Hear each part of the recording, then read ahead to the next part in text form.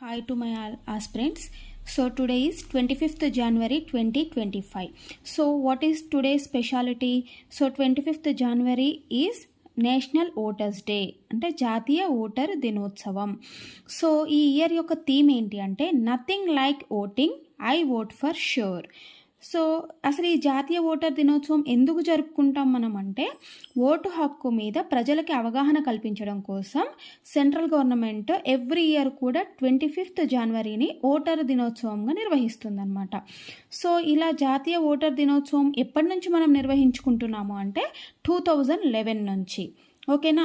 So ఈ 2025 మనకి జనవరి 22న election commission మనకి రీసెంట్గా డేటాను రిలీజ్ చేసింది. ఆ డేటా ప్రకారం ఏంటి అంటే ఇండియాలో 99.1 crore ఓటర్లు ఉన్నారనమాట. ఓకేనా. సో అయితే మనకి లాస్ట్ ఇయర్ 2024లో లోక్సభ ఎలక్షన్స్ జరిగాయి. ఆ సమయంలో ఎంతమంది ఉండేవాళ్ళు ఓటర్స్ అంటే 96.88 crores మంది ఓటర్లుగా ఉన్నారు. అయితే రీసెంట్గా 2025లో జనవరి 22 ప్రకారం 99.1 crores ఓటర్లు పెరిగారనమాట. ఓకేనా. సో మరి ఈ డేటా ఎవరు రిలీజ్ చేస్తారన్నా మనము ఎన్నికల సంఘం అంటే కేంద్ర ఎన్నికల సంఘం. Okay, election commission of India. So ఈ ఎలక్షన్ కమిషన్ ఆఫ్ ఇండియా ఎప్పుడు మనకి స్టార్ట్ అయింది అంటే 1950 జనవరి 25 రోజున ఎలక్షన్ కమిషన్ ఆఫ్ ఇండియా అనేది స్టార్ట్ అవ్వడం జరిగింది. ఓకే. సో ఈ ఎలక్షన్ కమిషన్ ఆఫ్ ఇండియా గురించి మన ఇండియన్ కాన్స్టిట్యూషన్లో ఎక్కడ ఉంది అంటే 15th పార్ట్లో ఆర్టికల్ 324 నుంచి 329 వరకు మనకు ఎలక్షన్ కమిషన్ గురించి తెలియజేస్తుంది. సో ఆర్టికల్ 324 దేని గురించి చెప్తుంది అంటే కేంద్ర ఎన్నికల సంఘం గురించి తెలుపుతుంది. ఆర్టికల్ 326 ఏం చెప్తుంది అంటే ఓటు హక్కు అంటే మన ప్రజలకి పౌరులకు ఉండే ఓటు హక్కు గురించి తెలిపే ఆర్టికల్ 326 అనమాట.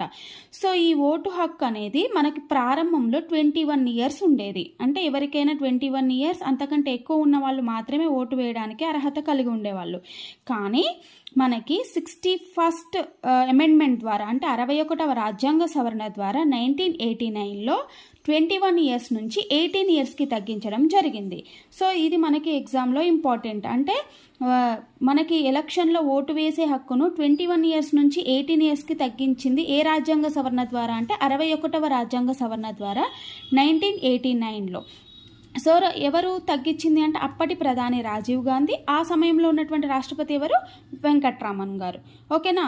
సో అది ఫస్ట్ మనకి కరెంట్ అఫైర్. సో ఇంకొకటి ఏంటి ఇందులోనే 2024 అంటే లాస్ట్ ఇయర్ మనకి స్త్రీ పురుష నిష్పత్తి. ఓకేనా. సో మేల్ ఫీమేల్ రేషియో ఎంత ఉంది అంటే 948 ఉంది. సో ఈ స్త్రీ పురుష నిష్పత్తి అంటే ఏంటి ఫస్ట్ అంటే 1000 members మేల్కి ఎంతమంది ఫీమేల్ ఉన్నారని తెలిపేదే స్త్రీ పురుష నిష్పత్తి. ఓకేనా. సో మనకి 2024లో ఎంతమంది ఉన్నారు 948 ఉన్నారు. అదే ఇప్పుడు ప్రజెంట్ అంటే 2025లో ఎంతకు పెరిగారు అంటే 954కి పెరిగారు. అంటే స్త్రీ పురుష నిష్పత్తి అనేది పెరిగింది. అంటే స్త్రీల వాటా అనేది స్త్రీల నెంబర్ అనేది పెరిగింది అనమాట. ఓకేనా. సో అది first current affair. So second one ఏంటి మనకి అంటే 76th రిపబ్లిక్ డే.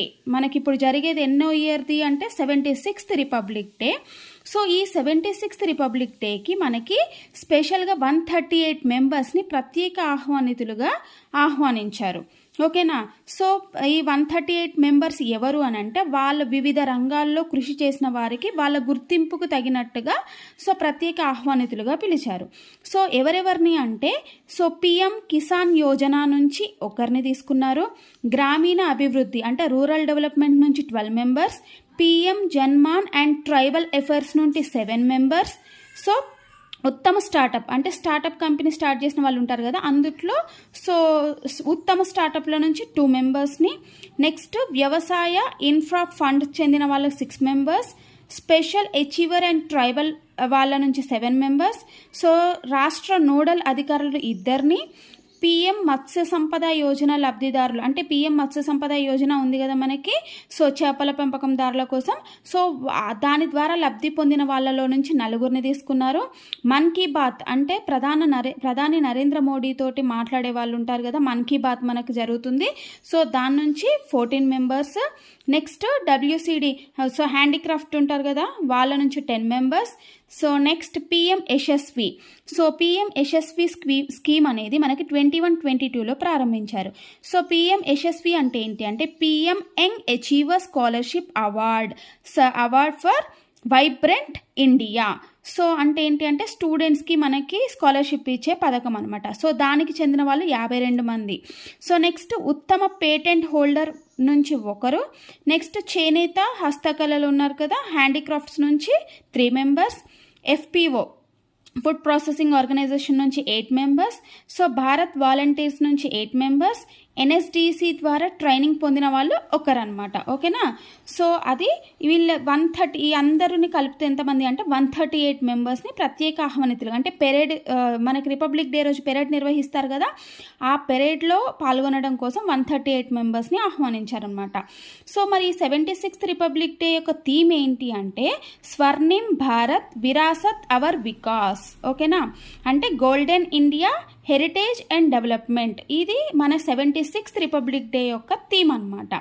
సో మరి మనం ఎవ్రీ ఇయర్ కూడా రిపబ్లిక్ డేకి వేరే కంట్రీ వాళ్ళని మనం చీఫ్ గెస్ట్గా పిలుస్తాం, అవునా. సో ఈ ఇయర్ 2025లో మనం ఎవరిని పిలిచాము అంటే ప్రభావో సుబియాంటో. ఇతను ఎవరు అంటే ఇండోనేషియా ప్రెసిడెంట్ అనమాట. ఓకేనా. సో ఎవ్రీ రిపబ్లిక్ డేకి మనకు వేరే దేశం నుంచి ఒక్కొక్కరిని తీసుకుంటాం అనమాట చీఫ్ గెస్ట్గా పిలుస్తాం. వాళ్ళు ఈ ఇయర్ వచ్చేసి ప్రభావో సుబియాంటో, అతను ఇండోనేషియా ప్రెసిడెంట్ అనమాట. సో ఈ స్పెషాలిటీ ఏంటి అంటే ఇండోనేషియా ప్రెసిడెంట్ రావడానికి గల స్పెషాలిటీ ఏంటి అంటే మన ఇండియాకి ఇండోనేషియాకి డిప్లొమాటిక్ రిలేషన్స్ అంటే దౌత్య సంబంధాలు స్టార్ట్ అయ్యి 75 ఇయర్స్ అయిందనమాట. సో ఆ సందర్భంగా మనం ఇండోనేషియా ప్రెసిడెంట్ని ఆహ్వానించడం జరిగింది. మరి లాస్ట్ ఇయర్ది కూడా అడుగుతాడు. 2024లో రిపబ్లిక్ డేకి ఎవరు వచ్చారు చీఫ్ గెస్ట్గా అంటే ఇమాన్యుయల్ మ్యాక్రాన్. సో అతను ఎవరు అంటే ఫ్రాన్స్ యొక్క ప్రెసిడెంట్ అనమాట. అది మనకి second current affair. Next third ఏంటి అంటే మనకి నీతి ఆయోగ్ అనేది ఎకనమిక్ ఇయర్కి సంబంధించి ర్యాంకులు రిలీజ్ చేసింది అనమాట డేటా. సో ఆ 2022 ఇయర్కి సంబంధించి మొత్తం 18 బిగ్ స్టేట్స్ అనమాట. అంటే మనకి 18 పెద్ద రాష్ట్రాలు ఉంటాయి.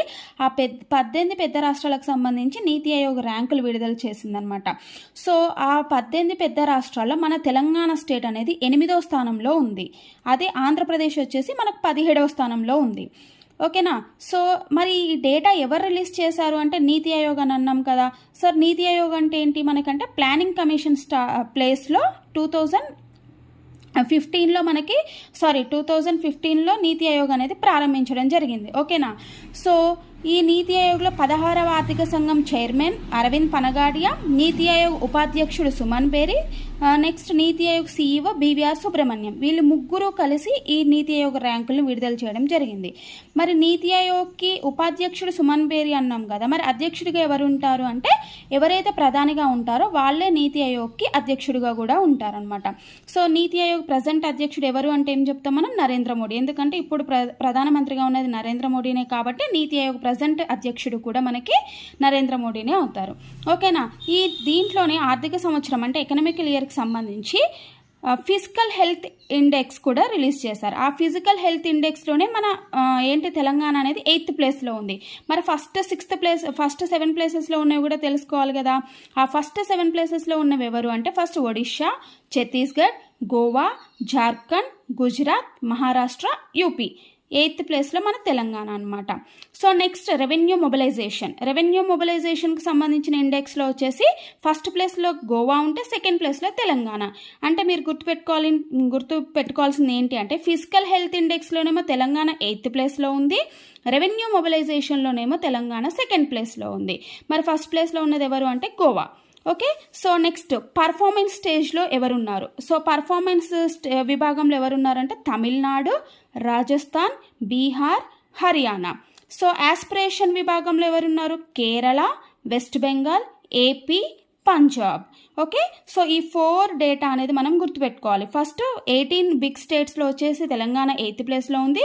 ఫస్ట్ ఉన్న ప్లేసెస్ గుర్తుపెట్టుకోవాలి. రెవెన్యూ మొబిలైజేషన్లో తెలంగాణ సెకండ్ ప్లేస్, ఫస్ట్లో గోవా ఉంది. నెక్స్ట్ పర్ఫార్మెన్స్ విభాగంలో తమిళనాడు, రాజస్థాన్, బీహార్, హర్యానా. యాస్పిరేషన్లోనేమో Kerala, West Bengal, AP, Punjab. Okay, so next fourth current affair వచ్చేసి ఏంటి అంటే గగన్యాన్. సో ఈ గగన్యాన్ క్రూ మాడ్యూల్ ఉంది కదా, అంటే మనం ఏంటి మానవ సహిత ప్రయోగం అంటే గగన్యాన్ ప్రాజెక్టు ద్వారా మానవ సహిత అంటే ఆ గగన్యాన్ నుంచి మానవుని పంపించే ప్రయోగం మనం మార్చిలో స్టార్ట్ చేద్దామని అనుకుంటున్నాము. సో దానికంటే ముందు మానవ రహిత అంటే మనిషి కాకుండా